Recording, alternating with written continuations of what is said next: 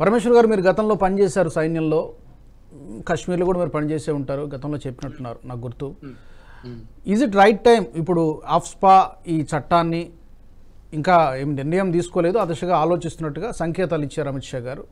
దానికి కానీ ఆ చట్టాన్ని తీసేయడానికి కానీ లేదా అసెంబ్లీ ఎన్నికలు నిర్వహించడానికి కానీ, అంటే అక్కడ యువత భవిష్యత్తు కూడా మాకు ముఖ్యం అని చెప్పి వాళ్ళ అమిత్ షా గారు మాటలు మీరు కూడా వినే ఉంటారు. ఇది సరైనటువంటి సమయమేనా, మీరేమనుకుంటున్నారు? 6 years ఏంటంటే కంటిన్యూస్ చేయడంతో ఏంటంటే ఒక పర్టినెంట్ పాయింట్ మనం నోట్ చేసుకోవాల్సింది ఏంటంటే ఈ ఇట్ ఇస్ నాట్ నెసెసరీ పూర్తి స్టేట్ లో తీసేసేయాలి అని ఏమి లేదు. డిస్ట్రిక్ట్స్ ని ఐడెంటిఫై చేసి జమ్మూ ప్రాంతం అన్నారు, జమ్మూ ప్రాంతం ఉంది. దాని తర్వాత మీకు క్లియర్ గా డిస్టింక్ట్ ఏరియాస్ డివైడ్ చేయాలంటే వ్యాలీ ఒకటి ఉంది, వ్యాలీలో సౌత్ కాశ్మీర్, నార్త్ కాశ్మీర్ ఒకటి ఉంది. దాని తర్వాత జమ్మూ ప్రాంతం ఉంది. జమ్మూ ప్రాంతంలో కూడా మీకు దోడా, కిష్ట్వార్ డిస్ట్రిక్ట్ సెపరేట్ వస్తాయి. దాని తర్వాత జమ్మూ ప్రాంతంలో రజౌరి, పుంచ్, సూరన్కోట్ ఏరియాస్ వస్తాయి. సో వీటిని ఇండివిజువల్ కన్సిడరేషన్ తీసుకుని government can take a call అండి. That is the first thing. Second thing ఏంటంటే ఇది కరెక్ట్ టైమా కాదా అని మీరు స్పెసిఫిక్ క్వశ్చన్ అడిగారు నన్ను. అది చెప్పడానికి ఇది రైట్ తరుణం కాదండి. ఒక్కసారి ఐ డోంట్ నో, అంటే ఇది పొలిటికల్ మూవ్ అని కొట్టేయడం చాలా ఈజీ.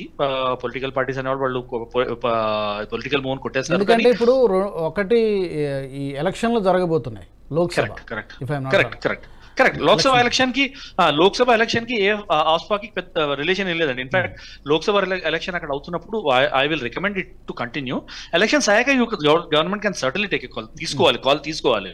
అంటే నార్మల్సీ రావాలి. ఒక విషయం, మీరు మన లైఫ్ కంపేర్ చేసుకోండి, తెలంగాణ కానీ వేరే ఏ స్టేట్ అయినా, నార్మల్ ఉన్న స్టేట్ అయినా కానీ, మీరు నార్మల్సీ తీసుకురావాలి అంటే ఏంటంటే లైఫ్ నార్మల్ గా ఉందని సివిలియన్స్ కి చూపించాలండి.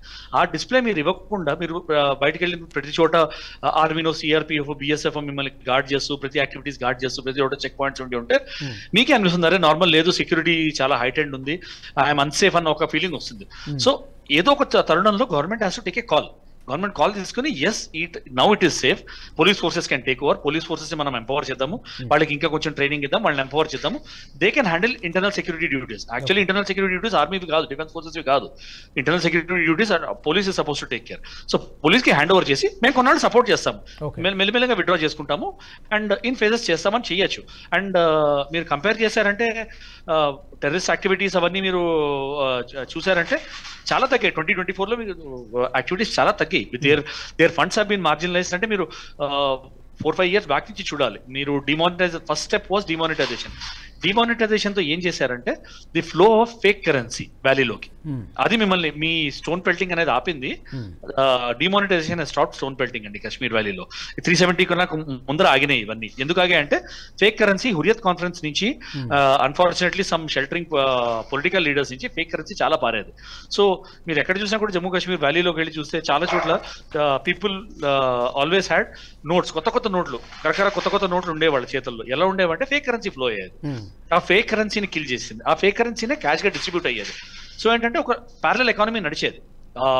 మన కరెన్సీ ఎకానమీ కాకుండా parallel economy run by Pakistan ISI నడిచేది. సో డిమానిటైజేషన్ తో జరిగిన ఒక పెద్ద బెనిఫిట్ అని అనుకోవచ్చు. చాలా మంది అంటే ఎప్పుడు విమర్శిస్తూ ఉంటారు ఆ నిర్ణయాన్ని, ఇప్పటికి కూడా చాలా మంది. విమర్శలు ఏముందండి, విమర్శించడానికి ఇది ఇప్పుడు చేయనండి. ప్రొటెస్ట్లు, గోలలు, గొడవలు అన్ని ఉంటాయి, అది వేరే విషయము.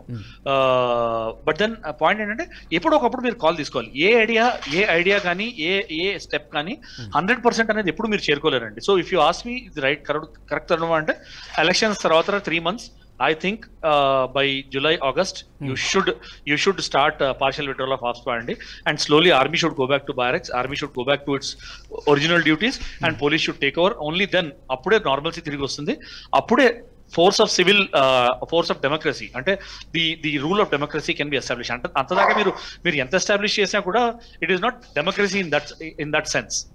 Correct. It is not democracy in that sense. So నన్ను అడిగితే yes, ఇంకో 4-5 నెలల్లో it is the right time, we should take it out. నన్ను అడిగితే ఈ వీడియో మీకు నచ్చినట్టయితే లైక్ చేయండి, 10 మందికి షేర్ చేయండి, అలాగే కామెంట్ల రూపంలో మీ అభిప్రాయాలను మాతో పంచుకోండి. Nationalist hub group of channels ను సబ్స్క్రైబ్ చేసుకుని తెలుగునాట జాతీయవాద జర్నలిజాన్ని ప్రోత్సహించండి. ఈ వీడియో కింద ఉన్న బెల్ ఐకాన్ పై క్లిక్ చేయడం మర్చిపోవద్దు.